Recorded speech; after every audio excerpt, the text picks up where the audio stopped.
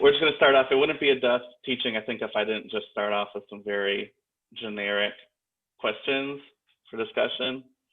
So I was hoping to talk about Sabbath today and rest and what the heck that means.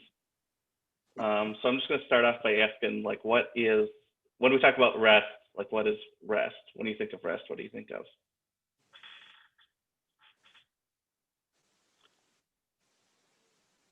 What is restful to you? So I'm reading a book right now called Exercised about why we like how exercise is not natural, but the part I'm reading right now is about resting metabolic rate. So they define rest as the minimum biological activity to keep one alive. Pretty good. What else? When you think of rest, what do you think of?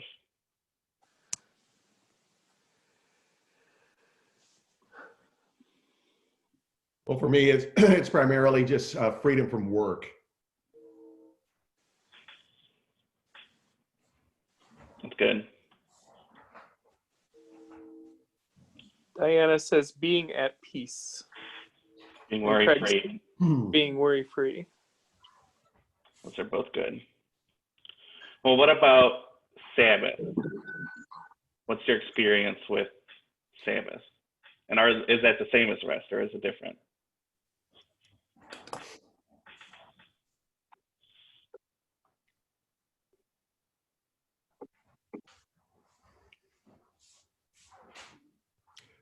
Well, I think in the American vernacular, I think that it probably is similar, rest and Sabbath. I mean, in the Christian tradition in the United States, Sabbath's always been associated with like Sunday and worship.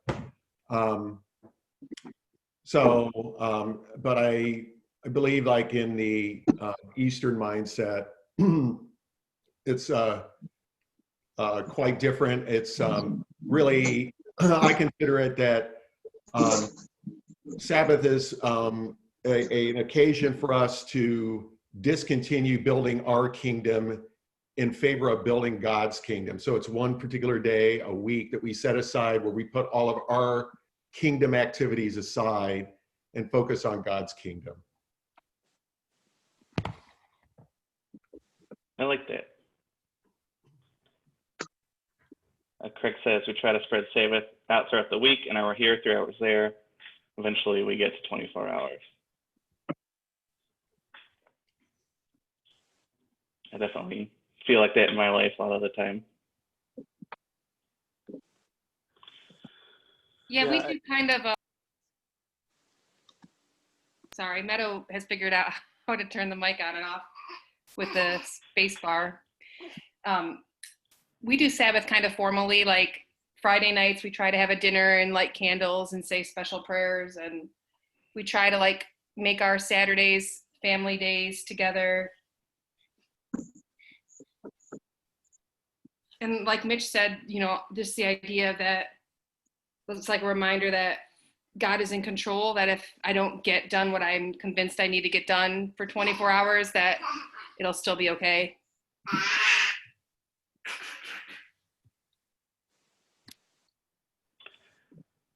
I like that.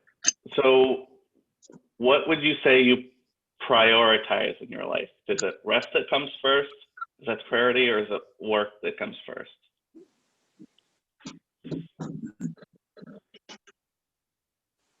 I'm big on leisure. I think leisure is my top priority.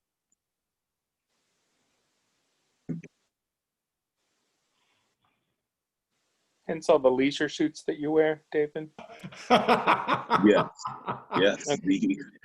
The leisure suits are very important. It's a very important part. If you're going to play a role, it's right, you important have to dress the part. Dress the part, correct, exactly. It is important. I feel like, you know, when you talk about, well, what do you prioritize or what do you make a priority? You know, that implies a certain amount of control, and Right. Mhm. I feel like, you know, I know this isn't true in the absolute sense, but you know, I feel like there's only X number of hours that I actually have control of in terms of setting priorities, and then I have a lot of external priorities, and like I said, I know that yes, technically, I could say, well, I'm going to prioritize something over work and not, and quit my job or take another job or something like that. But, so it's almost like, it's more like, well, what do you do with your disposable income? What do you do with the time that's at your disposal? Because I feel like for me at least, and maybe for a lot of us, our time is like, there's a limited ability to prioritize, and so when we talk about that, we're talking about weekends or evenings. Part of the reason David Schwartz is changing jobs is because especially now during quarantine times, he says like his job is like a 70-hour plus week per job, so he's definitely using that, taking that into mind when he's prioritizing, into big steps that way.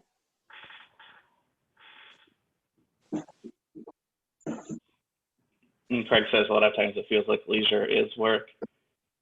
Yeah, I think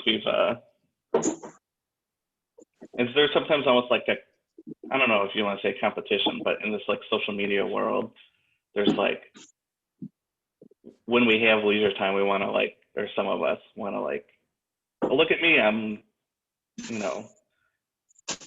leisuring. All right. I don't know. But like, we got to document it. We got to, right. And then it ends up not being restful.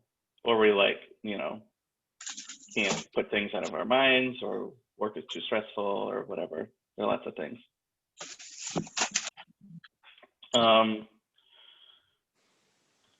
So from the very beginning of like of the text, like in Genesis, it seems like concepts of rest and Sabbath are really at the core of what's happening. So like even Genesis 1:3-5, God says, "Let there be light," and there was light. God saw that the light was good, and he separated the light from the darkness. God called the light day, and the darkness he called night. And there was evening, and there was morning, the first day. And then when we get to the sixth day, God creates humans, and right away gives us work, gives us tasks. Verse 28, chapter 1. God blessed them and said to them, "Be fruitful and increase in number, fill the earth and subdue it, rule over the fish in the sea and the birds in the sky, and over every living creature that moves on the ground." So that's like, all right, we're here, this is what you do. But then I think we sort of forget that immediately the next thing that happens is Sabbath. God creates us, gives us tasks, and then says, all right, take tomorrow off.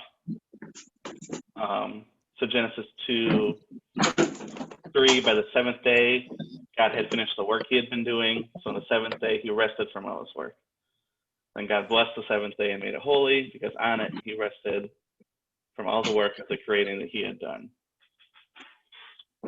So the first thing that I noticed in these passages is that the day even is oriented differently than our day and our calendar.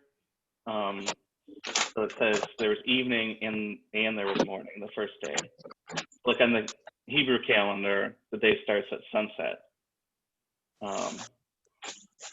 And especially back, in ancient times with minimal artificial light, it's not like you can get a lot of work done after sunset. So it's almost like the day is beginning with this call to rest, or at least with this like limitation on how much work you can accomplish.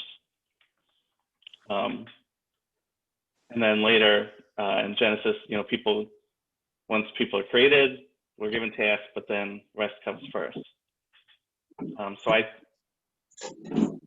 like to talk about it or the way I've always been taught, is that what do we do? Do we work from rest, or do we rest from work?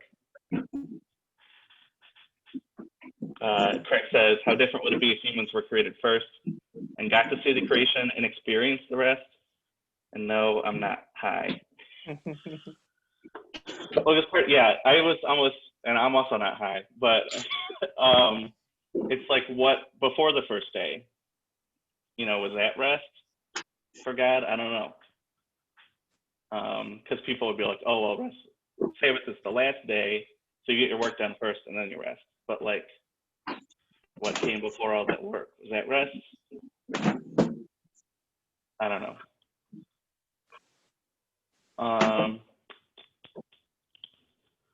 But I also like to, the way I've been taught is to think of it like a pendulum, swinging between work and rest. You're in a period of full resting, and then you sort of transition into work, and then you kind of transition back to rest. So if you think of our day, that doesn't line up really the way our calendar is set up. We're in the middle of sleep for most people, when the day changes. It doesn't line up with the sort of work-rest rhythm. And then Sabbath continues to be an important concept to Israel. Observing the Sabbath even makes it in the Ten Commandments. I don't want to be overly legalistic, and even in Matthew 12, Jesus is sort of teaching against this restrictive, legalistic view of Sabbath that some had held at the time. But I think it's pretty easy to lose sight of how central this is to our faith. That I think people more often will pass judgment on someone who's they stole, or they're a murderer, these other commandments. But if someone's a workaholic, there's not that same sort of judgment there. So I wanted to ask, what do you think modern society places a value on? But I think that's pretty obvious. So I just want to ask, do you think that modern society places any value in rest? I think we're starting to more. I think the millennial generation is not near as addicted to work, I believe, in my estimation, as let's say the baby boomers and maybe some of the other generations. So I think there's a bit of an experiential element that's coming into culture more than the focus singularly on accomplishment.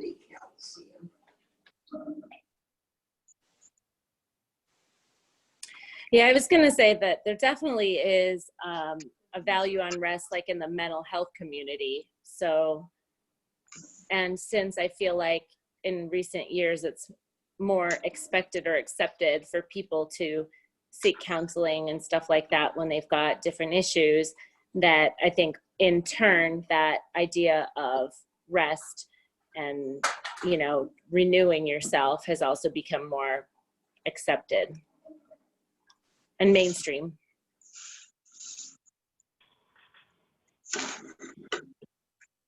Yeah, I think that, in some ways, I think, there's some ways that we don't even rest when we're not working.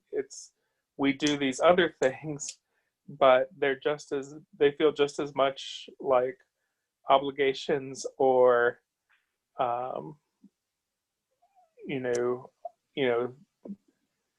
non-restful things, and some of that is oh, well, this is the only time I have to do house chores or shopping, grocery shopping or things like that. But I think also just some of the leisure things are there's a certain status to those, like who was sharing earlier about like posting things on social media, like I've never been to Gus Brothers Farm, but I feel like I've seen just about every inch of that place, whether it's sunflowers or pumpkins or whatever, just because all my friends are going there and kind of posting about it. And so yeah, it's I guess something David was saying earlier, like this idea of a 5-day work week that that was basically new for our grandparents' generation, or great grandparents, depending on our age, I guess. But and now not everyone has a 5-day work week, obviously, but this idea that you work for 40 hours a week, and or if you work more than that, you should get paid overtime or compensated in some way. I don't know. I think our ideas of Sabbath have been just kind of realigned by that. Families like the Shevers and the Minardis that very consciously keep a more traditional Sabbath, Friday night, Saturday Sabbath, I think, are much more, can be much more conscious about the choices that they make than I am. I know for me, my Sundays, Craig described rest as being free from worry, but my Sunday, which is traditionally the day of rest, for me, it's also the day before my work week starts. And so I spend Sunday evening considering all the stuff that I have put off or that I need to do at work the next day. And I know my coworkers have this too. I've talked to like the coworker that I mentor about that, about how like our mood changes and our thoughts change on Sunday night, just in anticipation of work on Monday.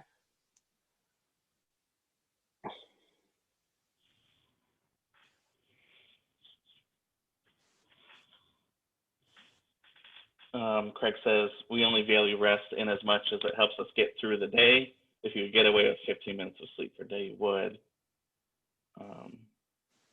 The question is, which would you rather have, 8 hours of overtime pay or 8 hours of rest? Most people are going to choose the money because Empire. We got to get Empire in. I realized I didn't write that in my notes anywhere, but. Oh, thank goodness, Greg. Everybody drink. Yeah, wouldn't be dust without Empire. So do you think, we kind of talked about how the values modern society places on rest versus work. Do you think the church holds like an opposite position to this? It seems like the church is, or the American church at least, is happy having some countercultural opinions when it suits them best. But does the church as a whole, you think, take Sabbath seriously, or do you think they just kind of like fall in line with the rest of society?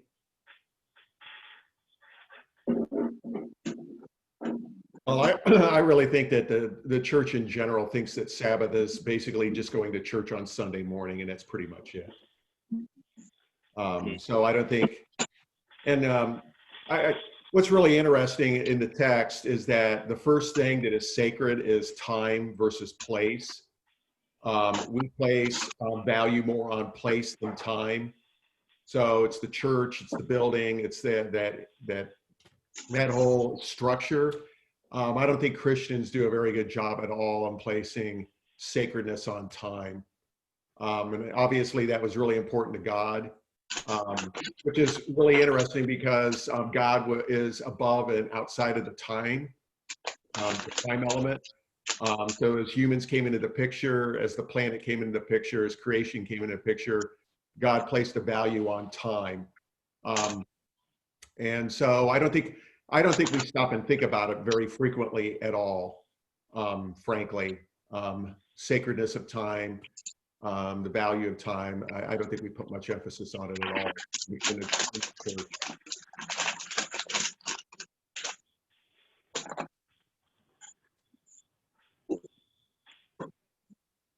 I almost feel like when I was talking earlier about, you know, being legalistic with the commandments and the commandment to keep Sabbath, the way I was taught that was just always like, that means go to church. Like, that doesn't mean prioritize rest or take time off. It meant be in church on Sunday morning, which is just like crazy, I think. Any other thoughts on the church and Sabbath?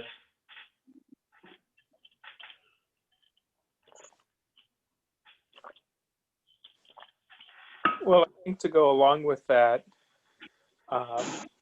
you know, the church has kind of compartmentalized. You know, they've taken the creation story and the day of rest and kind of said, okay, well, you know, this is the model, and therefore these are the proportions. You know, it's 6-to-1 work to rest. You know, it's you know, it seems like it's taking it's taking the leftovers and saying, you know, almost like Craig said, you know, if is this a command to say at least 1/7 of, you know, of your time is devoted to rest, or is it, I don't know, it just feels like the church allows it to say you only need to do God and be Christian 1 day out of 7. Mm-hmm. You know, maybe 1.5 if you count Wednesday nights, you know, when certain church traditions, you know, Mm-hmm.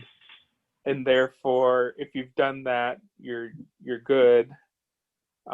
Rather than kind of looking at the purpose for Sabbath and saying, well, you know, can we rest from our work at any other time? Can we celebrate things getting done, and then being able to rest and appreciate those before we go on to the next thing, no matter when that happens during the week?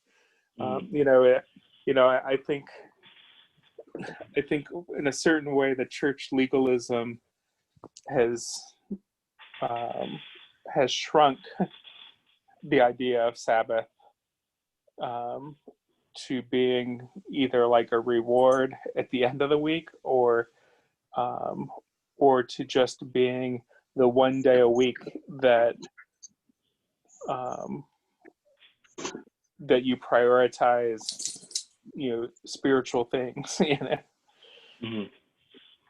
And Craig says the church guilts you into avoiding rest. If rest is an obligation, it's no longer rest.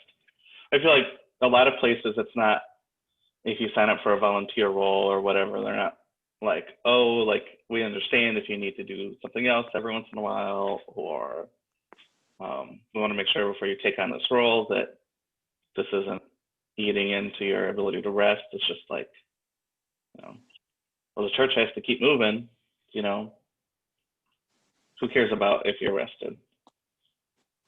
But if we look here, even in, you know, some teachings that Jesus has that promote work and fruitfulness, I think we still miss, there's a call for rest in there that we miss.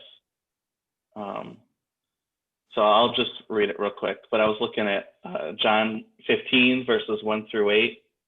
If you want to follow along, Jesus says, I am the true vine and my Father is the gardener. He cuts off every branch in me that bears no fruit, while every branch that does bear fruit, he prunes, so that it will be even more fruitful. You are already clean because of the word I've spoken to you. Remain in me, as I also remain in you. No branch can bear fruit by itself. It must remain in the vine. Neither can you bear fruit unless you remain in me. I am the vine, you are the branches. If you remain in me and I in you, you will bear much fruit. Apart from me, you can do nothing. If you do not remain in me, you are like a branch that is thrown away and withers. Such branches are picked up, thrown into the fire, and burned. If you remain in me and my words remain in you, ask whatever you wish, and it will be done for you. This is to my Father's glory, that you bear much fruit, showing yourselves to be my disciples. So what do you think it means to remain in Jesus? He calls multiple times here to just say, remain in me. What do you think that means? Craig says, number one priority. I like that. What else?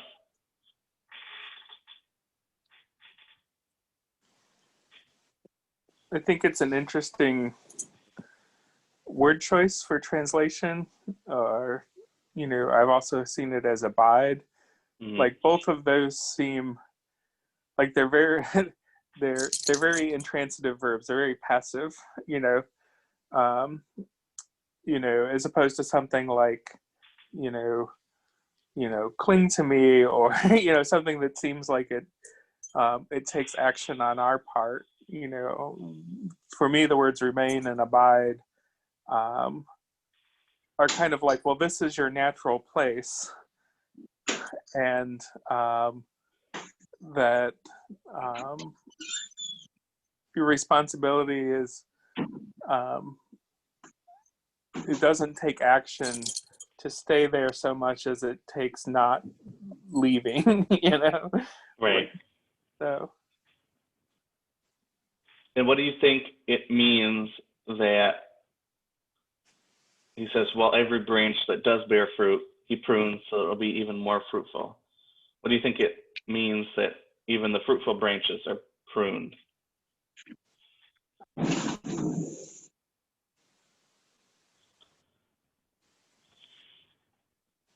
Yes, David?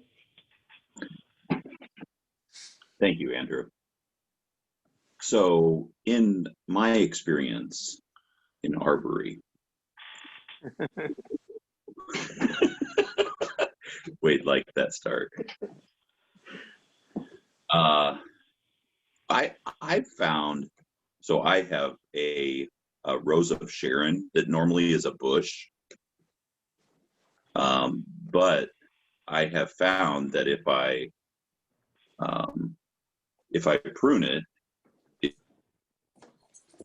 has been able to grow into a tree. So I think there's a lot of ways that God can target us or direct us in the way that he wants us to go through his efforts of pruning, as it's described here. I like that. Craig says, when you abide, it's like the mission becomes a part of you. You can abide even in rest. Go ahead, Tally. Oh, Andrew, will you read the scripture one more time to me? Because I had a thought, but I want to make sure that it's aligned. That it makes sense. The whole thing? The part you just were talking about, that Okay. even those that bear fruit or can bear more fruit or something like that. So I am the true vine, my Father is the gardener. He cuts off every branch in me that bears no fruit, while every branch that does bear fruit, he prunes so that it will be even more fruitful. Okay, so yeah, I never heard that the way that, I mean, I've heard it before, but I today for some reason what I'm hearing is very encouraging, actually, that everybody's got room for improvement. Like even those that are fruitful can be more fruitful, almost like, and then if you're not fruitful, you also can get fruitful. Almost like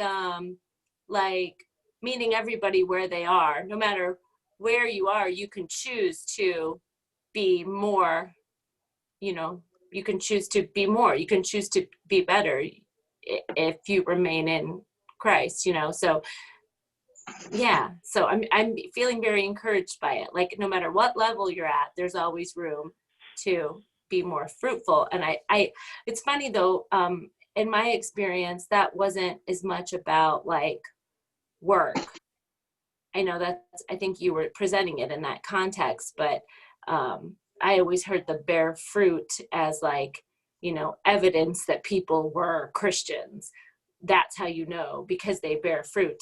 And I feel fortunate to have many times against people who were very lofty Christians and anti-LGBT, I've been able to say, oh, I know this person bearing fruit and this person bearing fruit and this person bearing fruit. That's your measure?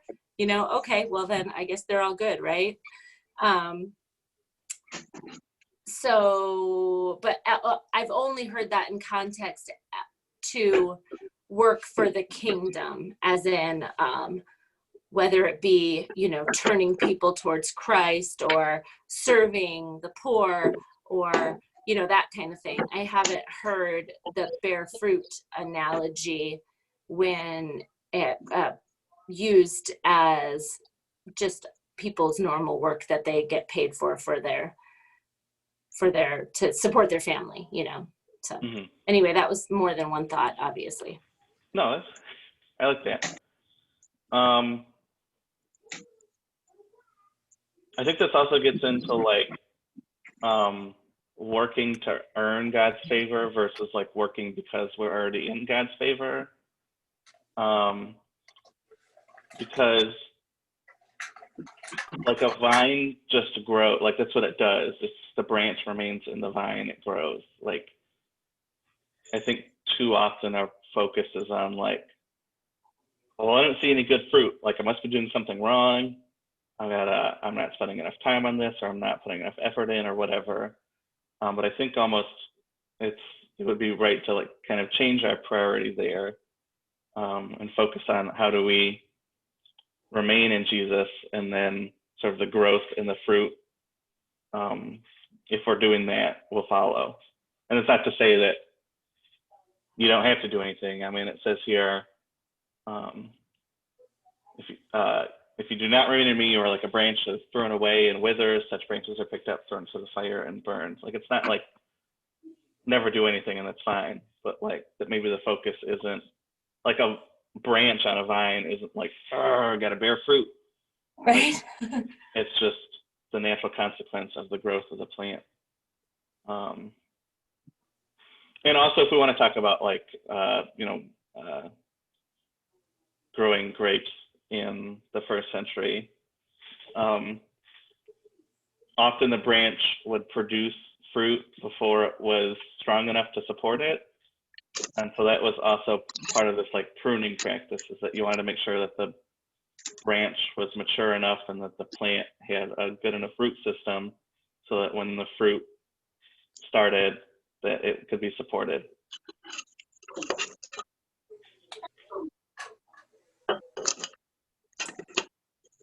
Any thoughts on that from anyone before I move on? Craig says, they'll know we are Christians by our love, not our edible fruit. Sometimes there'll be fruit. My neighbor brought me a plate of food yesterday, not because he was obligated, but because he loved me. That's love. Amen to that, I guess I'll say.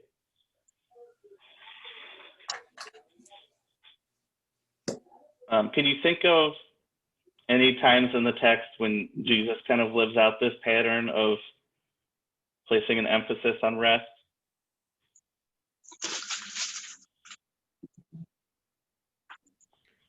One of the stories that in the Gospels that I was kind of thinking about during our conversation this morning is the story about Mary and Martha. I think that's a quintessential story about rest versus work. And Jesus basically at the end of the whole thing basically says what our priorities should be. And it's kind of interesting. I never thought about this until this morning is that I kind of wonder if this whole thing took place on a Sabbath, and that was part of Jesus's discussion. And I can't remember what was, and I don't have the text in front of me, but I can't remember if it was Martha or Mary that was working. I think it was Martha who was the workaholic in the story. But it kind of leans me, like I said, I kind of wonder now, and I have to go back and look at the text, if this took place on the Sabbath, if they were discussing the text. So I don't know the answer to that, obviously, but I feel like that is one area where Jesus was definitely kind of given a definition of what rest was, and that was giving attention to the words of Messiah.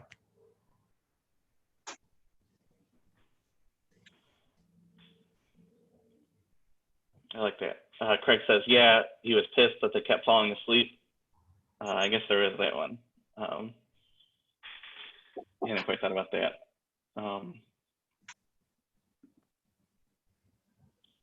Any other times you can think of where Jesus lives this out or speaks about this?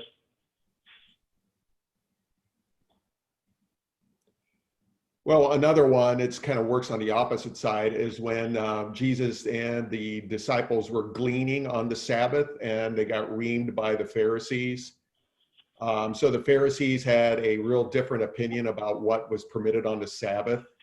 Jesus makes it clear that preserving life is basically paramount, and gleaning on the Sabbath, there wasn't any problem with it. But again, and I think we kind of touched on this morning, is that kind of taking a real, I guess, legalistic approach to what the Sabbath is all about. So it's basically about rule following instead of heart following. What was the intent of Sabbath versus just following strict rules that we put in place on what the Sabbath ought to be.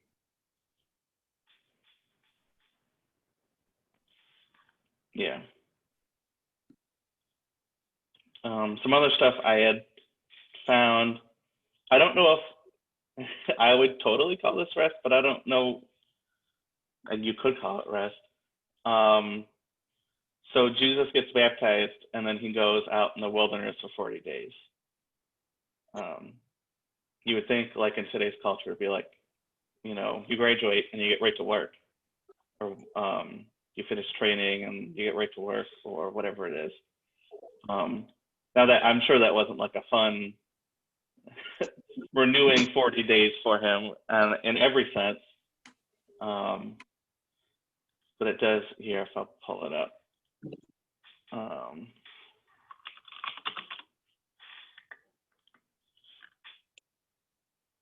So it says, once the Spirit sent him out into the wilderness, and he was in the wilderness 40 days being tempted by Satan.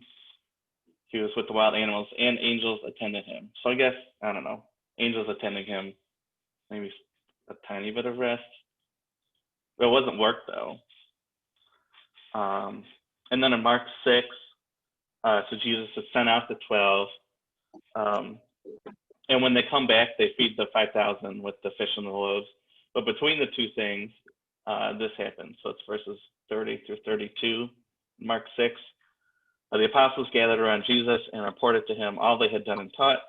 Then, because so many people were coming and going that they did not even have a chance to eat, he said to them, "Come with me by yourselves to a quiet place and get some rest."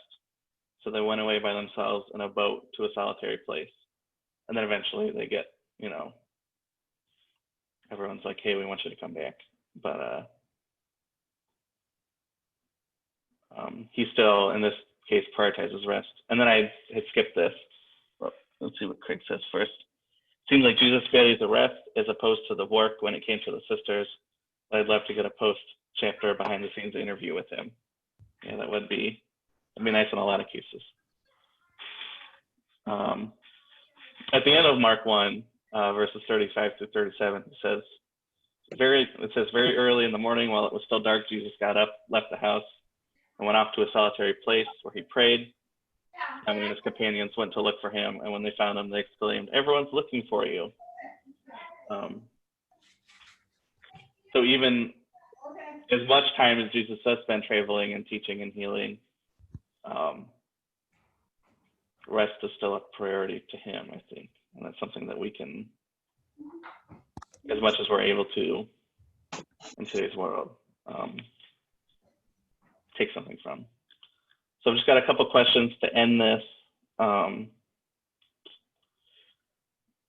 So what additional difficulties do you think, like this whole pandemic and either work from home or underemployment or unemployment, what do you think, what difficulties do you think that all has placed on our already fraught rhythms of rest and work?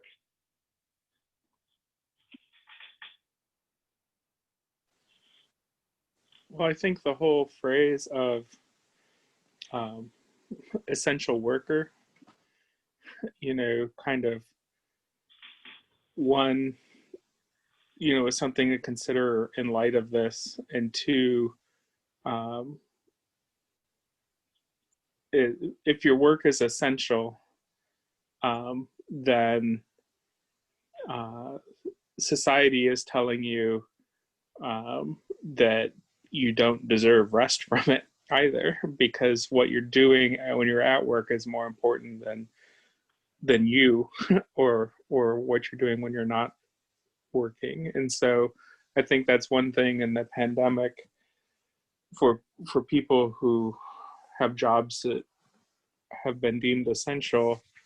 They're getting an entirely different message from society around Sabbath and around self-care, and also around their value or their worth. Like, is it you that's valuable, or is it your work that's valuable? And so, I think that's for those. And then for those who, are out of work, this idea then that you don't have worth because you are not working.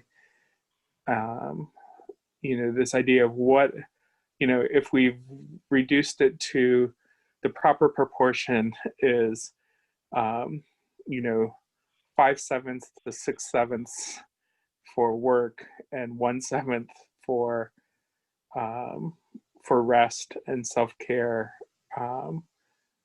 then when 5 or 6/7 of your work of your expectations are removed,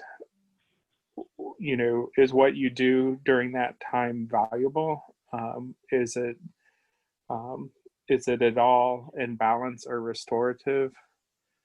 So I think kind of on both ends of those spectrums of the people that were basically told you can't not work, and those who were told we now have no way of keeping you employed, it has big implications for people's worth. And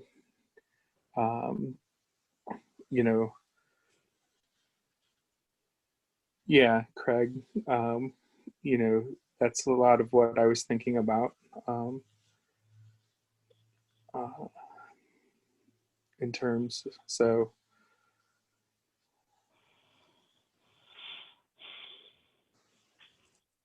And it's like, I feel a lot easier when your work is clearly defined to like try to balance between rest and work. But when your work is like looking for a job or just trying to survive while you're unable to work, then like, how do you balance that? It's really tough. One thing that we haven't touched on today that I think is valuable to think about is that actually our work was cursed after the fall. So, the work that God gave us in the garden, I take it was fulfilling, okay? It was life-giving. After the fall, our work became laborious. And I really believe that what we need to work toward in breaking empire, so to speak, where there's no doubt that work becomes laborious. You have all of these things like Craig's facing, okay, so he can't breathe, corporate policies, all these kind of things where the whole plight that David just experienced in Starbucks, there's no sense of the needs of the worker. It's the needs of the empire. It's the needs of the corporation that take priority. And I believe that that's part of what the curse has become. And I believe that us as Christians, we need to start working more towards restoring God's kingdom where work is fulfilling. And rest, obviously, God, that does not cancel Sabbath by any stretch of the imagination, but it works. It moves us towards work that is more fulfilling towards us instead of just complete labor that affects our health, our mental attitude, our physical being, and it just affects every part of our being.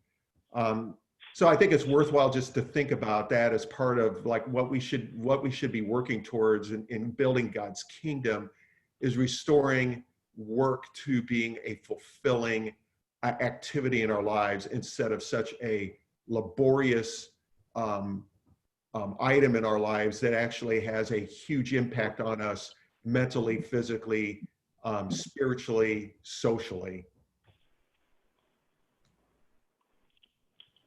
Very good. I like that. Well, it's almost like a vicious cycle. Like I think fulfilling work kind of can lead to fulfilling rest and vice versa, but then unfulfilling work and laborious work and, if you have a backbreaking labor day job and you get home and all you can do is sort of like let your body recuperate, then you're probably not getting proper mental rest because you're so focused on just recuperating your body.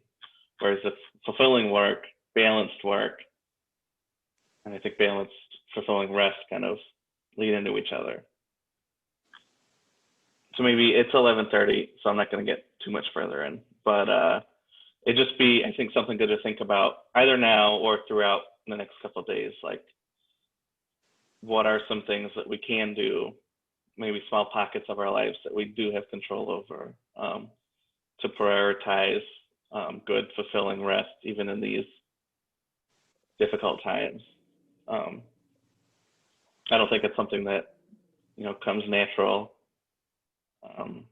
especially when we're out of work or underworked or overworked or whatever. But hopefully each of us still has at least one small pocket of our life that we have some control over, where we can work to prioritize good rest, and hopefully that cycle will perpetuate in a good way. Does anyone have any final thoughts?